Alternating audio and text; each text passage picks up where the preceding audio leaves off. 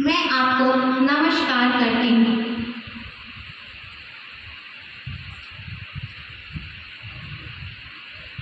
आपके नेत्र कमल के समान हैं।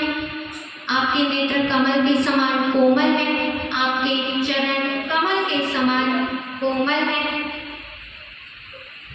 मैं आपको नमस्कार करती हूँ। और कुंती जी ने एक विलक्षण वर मांगा। विपदा सन्तु न शश्वत तत्र तत्र जगद्गुरु भवतो दर्शनम यस्यात् अपुनर्भव दर्शनम। कुंती जी ने एक विलक्षण वर मांगा भगवान से। भगवान, मेरी आपसे प्रार्थना है, मुझे पद पर विपत्ति दीजिए, क्योंकि विपत्ति के समय ही आपके दर्शन हुआ करते हैं। संपत्ति मिली और आप जाने लगे, युधिष्ठिर जी राजा बने और आप द्वारिका जाने लगे।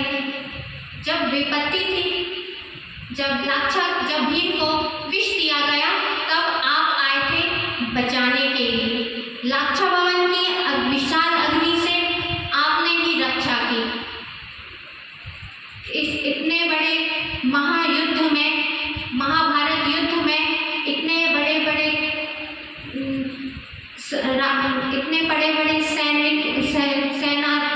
सेना से आपने ही रक्षा की मेरे पुत्रों की।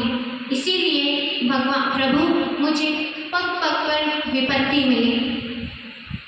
इस प्रकार कुंती जी की स्तुति को सुनकर भगवान प्रसन्न हो गए और भगवान ने द्वारिका जाने का अपना जो द्वारिका जाना त्याग दिया और वहीं पर ही रुके कुंती जी के पास। उसी समय युधिष्ठिर जी को बड़ा दुख हो रहा था। मेरे कारण इतनी अक्षौणी सेना का संहार हुआ, मेरे बांधुओं का वध हुआ। इस प्रकार दुखी थे सभी ऋषि महर्षियों ने समझाया, व्यास जी ने समझाया, लेकिन उनकी चिंता दूर नहीं हुई। भगवान ने भी बहुत समझाया, कुंती जी ने समझाया, लेकिन उनकी चिंता दूर नहीं हुई, दुख दूर नहीं हुआ।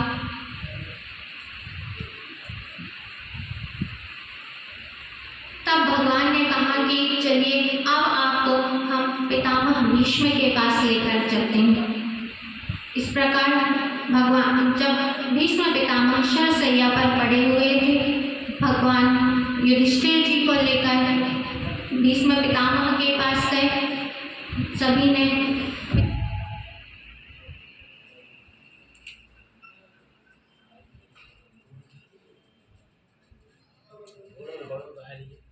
बंद कर दीजिए, लाइट चली गई।